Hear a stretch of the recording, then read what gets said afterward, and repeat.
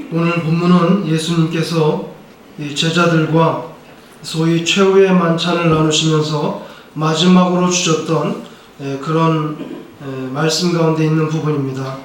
예수님께서 십자가에서 죽은 다음에 부활해서 아버지가 계신 곳으로 갈 것이라 그렇게 말씀하시니까 제자들은 십자가에서 죽으신다는 말씀에 두려움과 또 근심에 빠지게 되지요.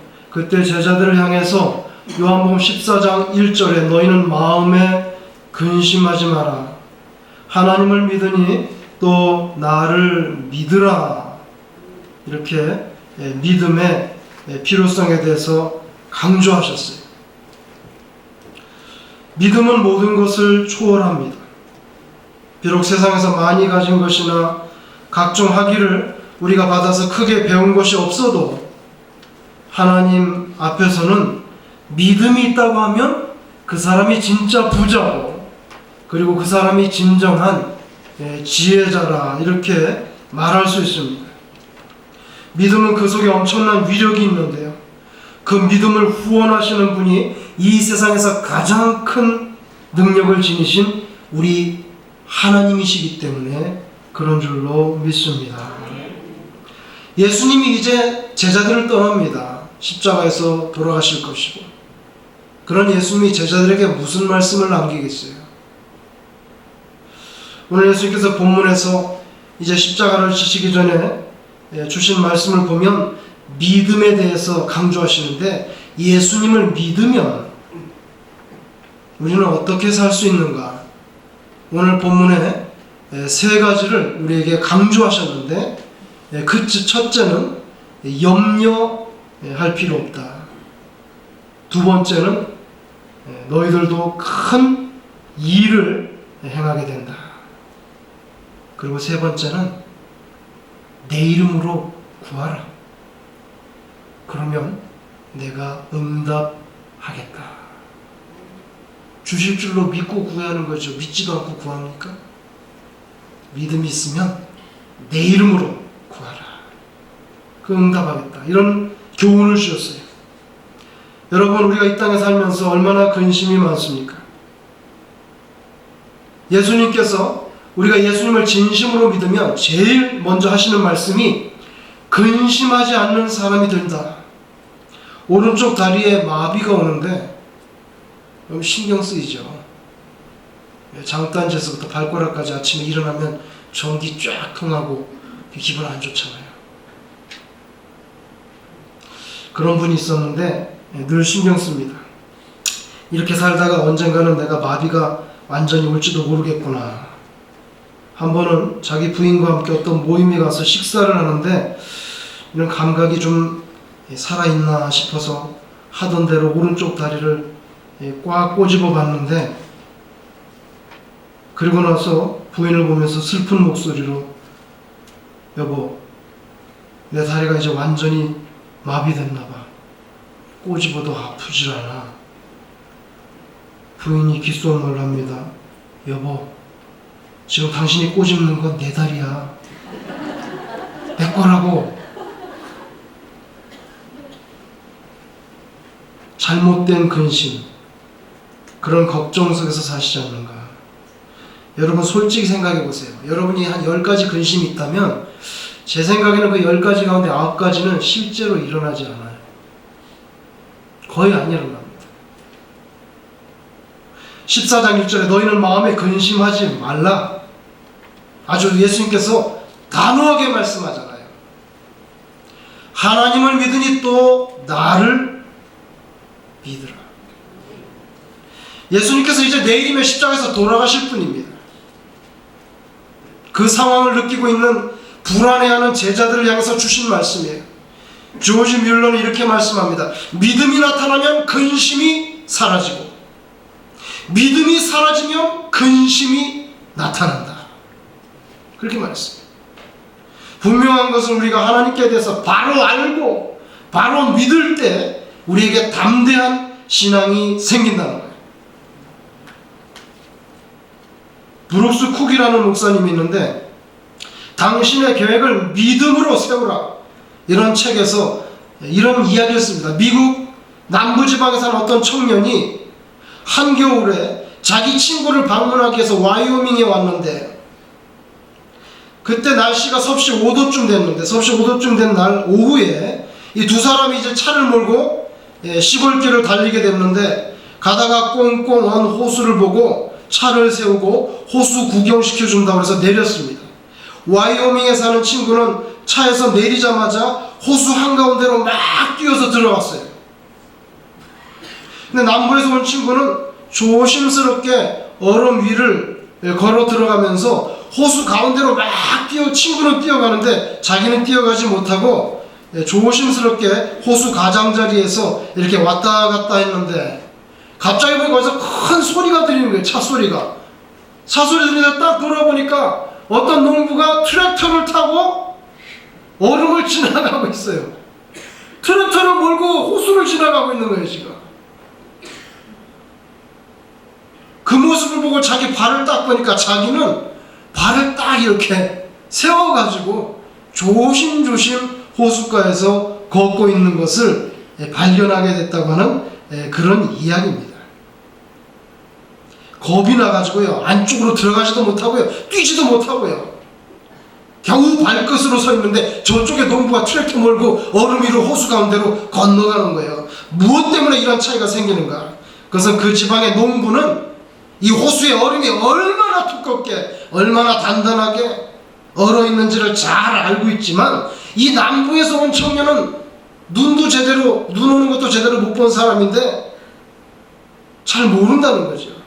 이렇게 많은 그리스도인들이 하나님은 얼마나 우리가 의지할 만한 확고한 분인가, 그거에 대해서 모르기 때문에 그저 하나님과의 관계를 발끝으로만 간신히 맺고 있는 것과 같다는 거예요. 그러므로 우리는 매일매일 하나님과 정기적으로 만나는 그런 교제의 시간을 가져야 돼요. 여러분이 예배당에 와서 예배드릴 뿐만 아니라 집에서도 말씀을 읽고 또 기도하는 그런 시간을 갖기를 주의 이름으로 축원합니다. 여러분, 믿음은 얼마나 힘을 줍니까? 단순히 인간적인 신념이라고 해도 그 농부는요, 트랙터를 몰고 가도 절대로 이 호수가 꺼지지 않는다는 그 신념이 있잖아요. 자기가 알거든요. 아니까 걱정할 게 없어요. 이런 세상에 하찮은 그런 신념도 큰 힘이 되는데, 우리가 하나님을 믿는 믿음을 확실하게 소유한다면, 하나님을 정말 알고 있다면 땅 꺼질 염려가 없는 거죠. 분명한 믿음은 우리의 소유보다 더 중요해요. 학력보다 더 중요하고, 우리의 어떤 알량한 재주보다 더 중요하고, 우리가 그렇게 귀하게 여기는 세상의 어떤 인간관계보다 믿음이 더 중요하고, 세속적인 어떤 그런 성공적인 그런 비즈니스보다 믿음이 더 중요한 줄로 믿습니다.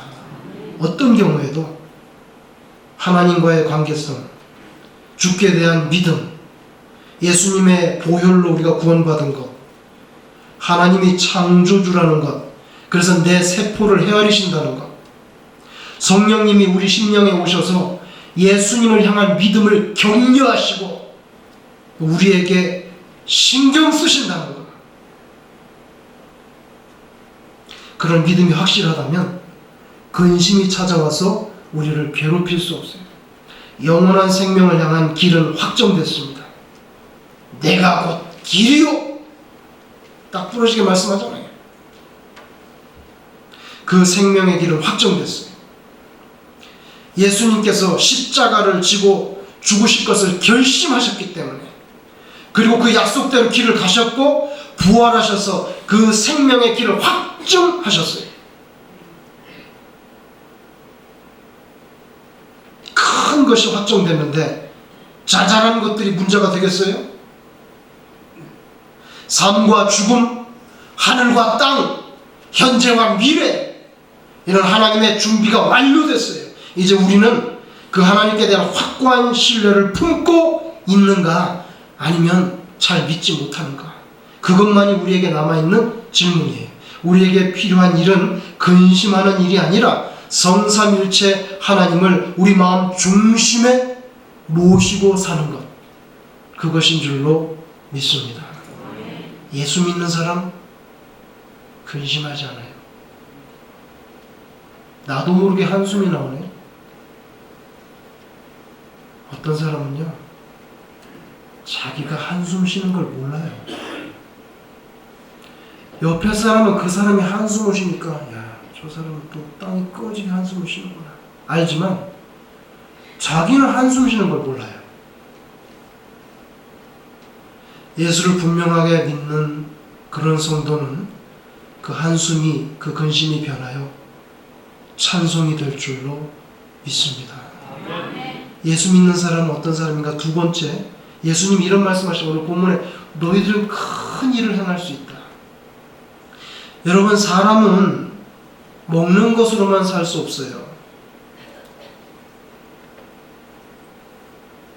자기가 사는 이유가 확실해야지. 인간은 자기가 사는 의미를 먹고 사는 동물입니다. 배만 부르다고 기분 좋으면 그게 돼지죠. 사람 아니에요. 우리가 밥을 무시할 수 없어요. 그러나 밥도 먹어야 되지만 의미를 먹는다는 거죠. 주님께서 이제 십자가를 지시고 죽음의 자리로 나아가지만 이제 두고 가는 제자들에게 너희들은 계속해서 살아야 되는 분명한 이유와 의미를 가르쳐 줬어요. 그것은 바로 너희가 나보다 더 큰 일을 하게 된다는 거예요. 그게 너희들이 살아야 될 의미예요. 영적인 소명이에요.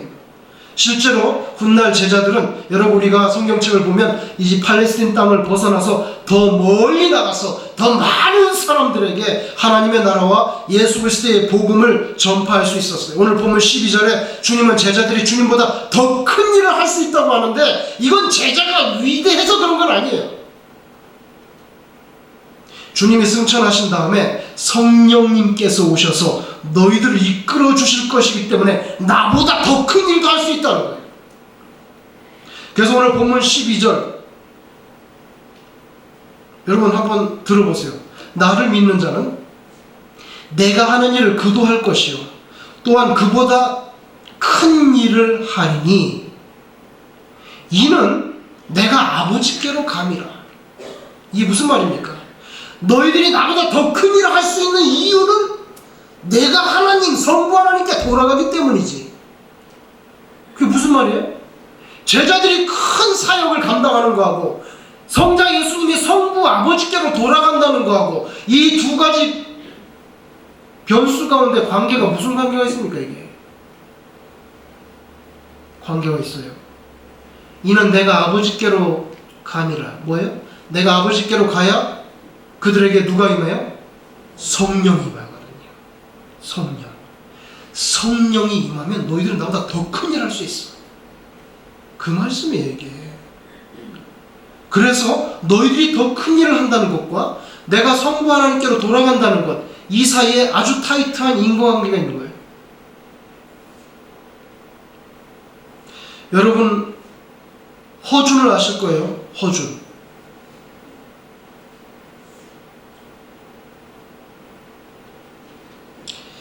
드라마상으로 보면 허준의 선생님이 나오는데 유이태라고 하는 선생님이 나오잖아요.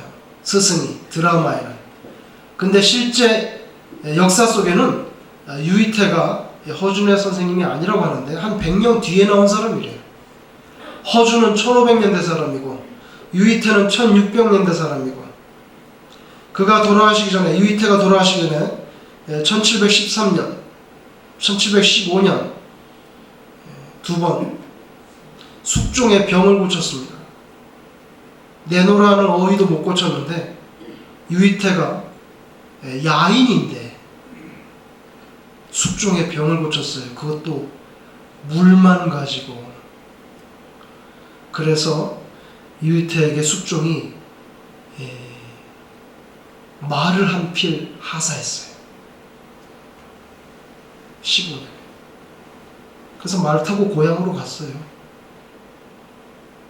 그렇게 100년 뒤의 사람인데 이 우리가 본 드라마에는 유이태 스승이 허준의 스승으로 나오는데 어쨌건 여러분 그 드라마에 보시면 참 감명 깊었던 그런 현장이 많은데, 유이태가 마지막 죽을 때 자기가 죽음을 맞는 순간에 깊은 산속의 동굴 속에서 혼자 죽어가면서 오직 한 사람만 부릅니다. 허준을 부르죠. 허준을 불러서 가보니까 스승은 돌아가셨고, 편지를 보니까 내 몸을 열어서 오장육부를 다 확인하고 모든 것을 다 해부해가지고 보라. 그죠? 유이태 선생이 오직 허준에게만 자기 몸을 허락해서 열었어요. 여러분, 그 당시가 어떤 시대입니까? 그저 신체 발부 수지 부모, 사람의 털 하나도 살갗 하나도 부모에게로부터 받은 것이기 때문에 설사 죽은 시신이라고 해도 그것을 찢어서 열 수 없는 그 몸의 존귀함이 굉장히 강한, 그래서 의원이라 해도요, 사람 오장육부 실제로 보지도 못하고 만져보지도 못하고 의사가 되는 그런 시대인데, 유이태는 제자 허준을 위해서 자기 몸을 줬어요. 그 결과 허준은 유이태보다 훨씬 더 많은 의술을 깨닫고 수많은 사람들에게 의술을 베풀었잖아요. 유이태보다 훨씬 더 큰 일을 했어요. 그게 스승이 자기 몸을 줬기 때문에. 예수님도 제자들에게 받아 먹으라. 이것은 내가 너희를 위하는 나의 몸이니. 예수님도 제자들을 위해서 자신의 몸을 줬어요. 그리고 그 죽음을 넘어서 나중에 부활하신 산 실체를 보여주고 체험케 하셔서 제자들이 어느 곳에 가서도 어떤 핍박과 악조건 안에서도 결단코 구부러지지 않고 실망하지 않고 자기 목숨을 내걸고 복음을 뿌릴 수 있는 근거를 줬어요. 여러분, 죽었다가 살아난 사람 만나고 너희도 이렇게 돼 그랬을 때 그 사람들이 죽음을 두려워하겠어요? 안 두려워하잖아요. 그러니까 더 큰 일도 하죠. 1960년대 초에 미국은 세계에서 가장 높은 산 에베레스트 산을 정복하려고 무진 애를 썼는데 여러 번 실패했답니다. 그때 또 어떤 팀이 에베레스트 산에 올라가려는데 기자들이 달려왔어요. 심리학자들이 질문을 합니다. 당신들은 이번에 산을 정복할 수 있을 것 같습니까? 첫 번째 청년이 말합니다. 글쎄요. 두 번째 청년, 그렇게 하기를 바랍니다. 세 번째 청년, 최선을 다해보겠습니다. 네 번째 청년, 한번 해보죠. 마지막 다섯 번째 청년, 짐 위트카라고 하는 청년은 I can do it. 난 할 수 있습니다. 1963년 5월 1일 결국 4명의 친구들의 시신을 차가운 얼음 밑에 묻어두고 그 위에 홀로 이 위트카라는 청년 홀로 에베레스트 정상에 최초의 미국이 성조기를 꽂았어요. 5명 올라갔는데 4명은 말을 흐리멍텅하게 했어요.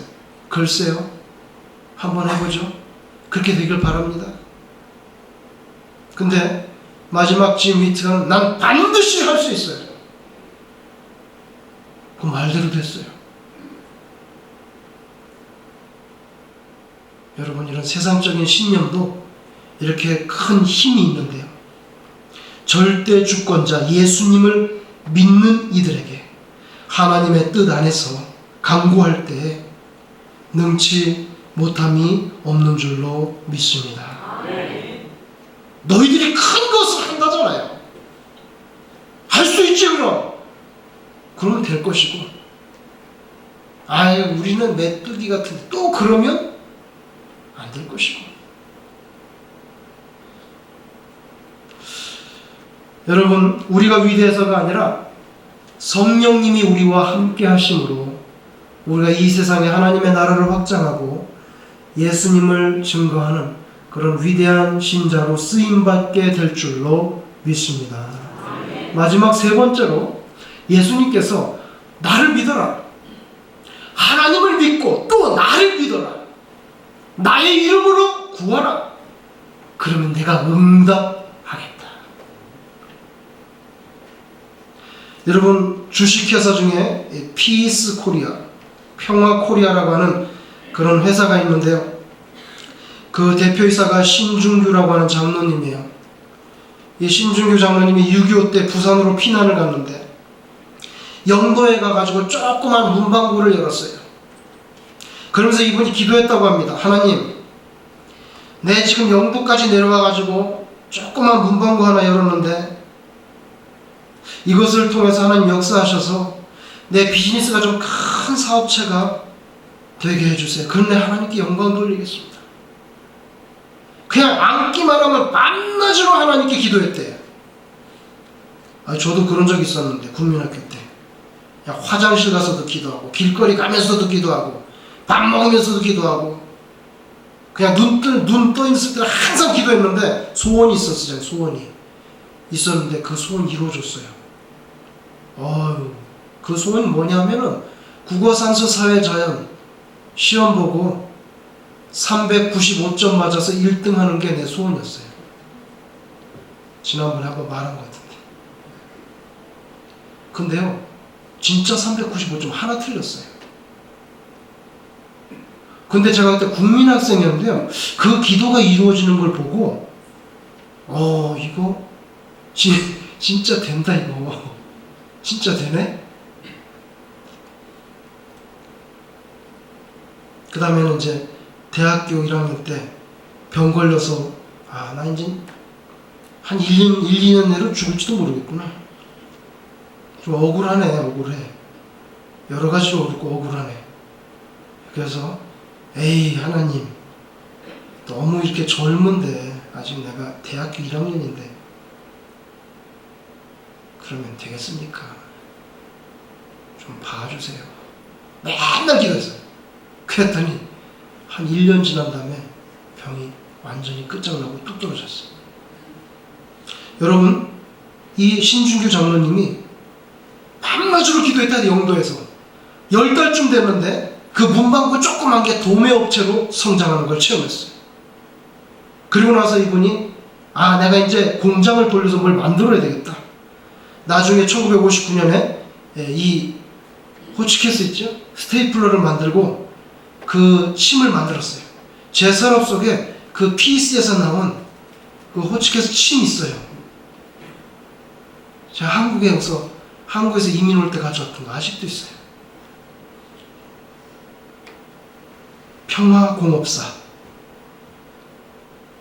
그리고 열심히 기도하면서 계속 노력했는데 가위를 만들고요, 클립을 만들고, 칼을 만들고, 문구용품을 만들어서 국내 시장의 60%를 점령할 수 있었어요. IMF가 터졌어요. 이분 하는 말이 IMF 때에도 회사는 계속 확장하고 우리 회사는 불경기가 없었고 불황이 없었습니다. 어려움이 없었습니다. 사업의 고비가 올 때마다 저는 기도로 승부를 던졌으며 그때마다 하나님께서 응답하시고 이루어 주셨습니다. 사실 하나님께서 기업을 나한테 그냥 주신 거나 마찬가지예요. 이렇게 대답했어요. 13절에 너희가 내 이름으로 무엇을 구하든지 내가 시행하리니. 와, 이건 백지수표예요. 백지수표 아닙니까? 뭐든지 기도하면 해준다는데. 구한다는 것은 기도하는 거고요, 주님께 간절히 매달린다는 뜻이죠. 그래서 기도 없는 그리스도인들은 진리의 길을 갈 수 없어요. 기도 없는 그리스도인들은 생명을 제대로 유지할 수 없어요. 그래서 하나님은 쉬지 말고 기도하라잖아요. 주님 자신도 하나님의 아들이면서 그분도 기도했어요. 우리 믿음의 선배 바울도 기도했어요. 김익두 목사님은 한국 교회사 초기에 황해도에서 전도했는데 이런 말을 했어요. 기도 시간 없이는 응답의 즐거움도 없다. 이렇게 말했어요. 신앙생활을 즐겁게 하는 사람은 기도하는 사람이다.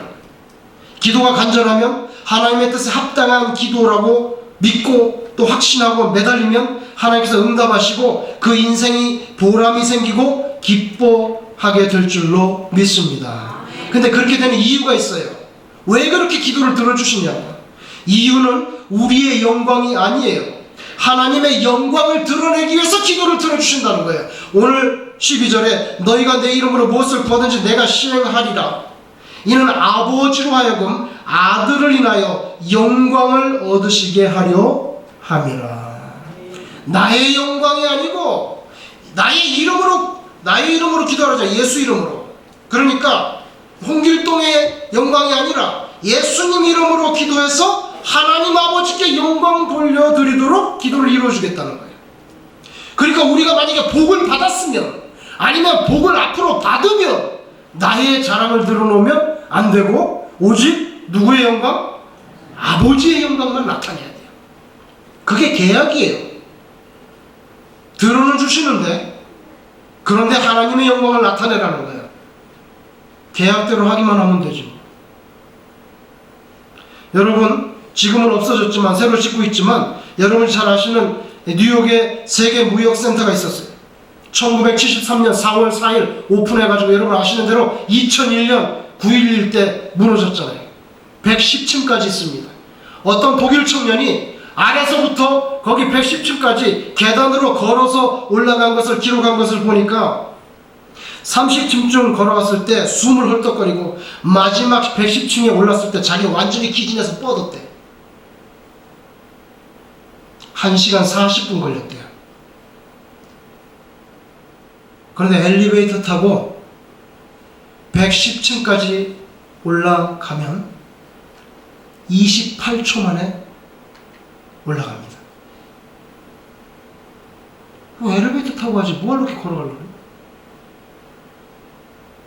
혼자 힘으로 그렇게 힘들게 살지 마시기를 바랍니다. 하나님과 함께 사세요.